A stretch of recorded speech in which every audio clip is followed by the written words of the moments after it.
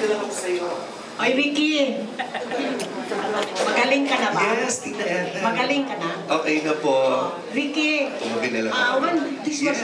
when this was made into a movie by Carlo Caparas, many years back, yung mga pangunahing tauhan doon ng pelikula na sina Chris Aquino, Alvin Patrimonio, and Paul Alvarez, all made their mark in showbiz, maliban lalo na kina Alvin at Paul na pareho rin nagsaksid lalo sa basketball. Do you think these two will make their mark too in Tasha Fantasia? Or will they remain fantasies lang para sa mga moviegoers? Ako, I'm a very positive thinker, so I'm sure they will make their mark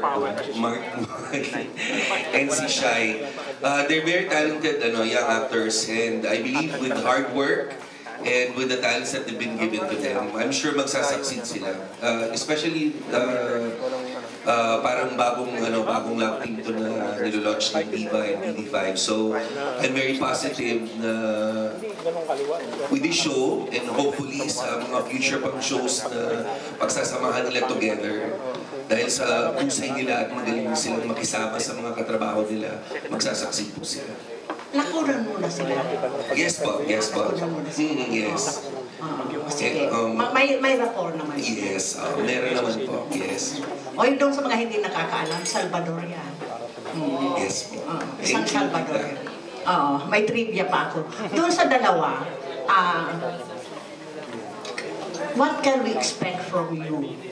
Para, halimbawa, kung may kasabay man ito sa ibang istasyon, mas kayo ang panunuorin namin. Para sa akin po kasi sobrang feel good niya. Kahit po pag binabasa pa lang namin yung script, parang kahit ako, parang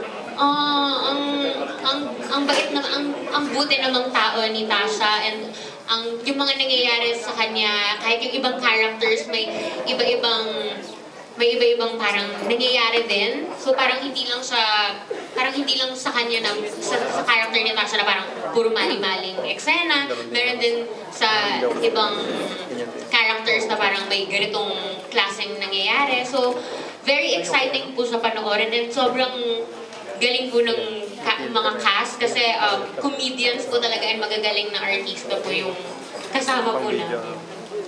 Well, as well as the same as the Noel character. I mean, even though he's business-minded in the story, and he's a graduate in Manchester as a business graduate, even though ano siya, more of a common sense person, ayaw niya yung mga fantasy things and stuff like that. Parang he has a soft side towards Tasha.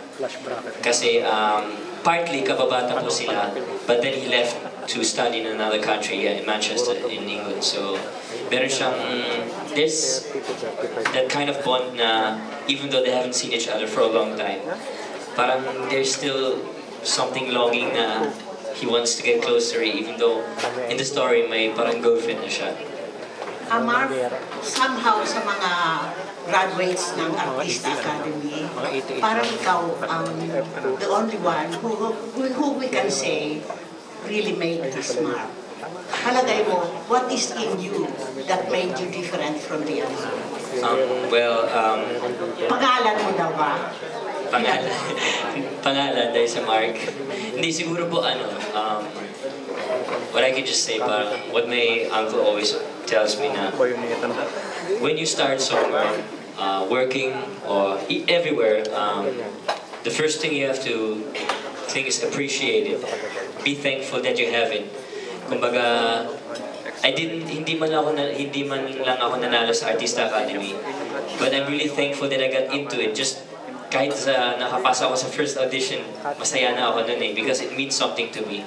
And getting my work every day is something I really appreciate, and really parang I really treasure it. So everything I do, I feel really passionate about it, and because that's what I'm doing, diba? That's why we're here. We do things because we love doing them, and working as who I am, diba? Really, parang it just makes me want to work, and everyone around you, parang there's people you can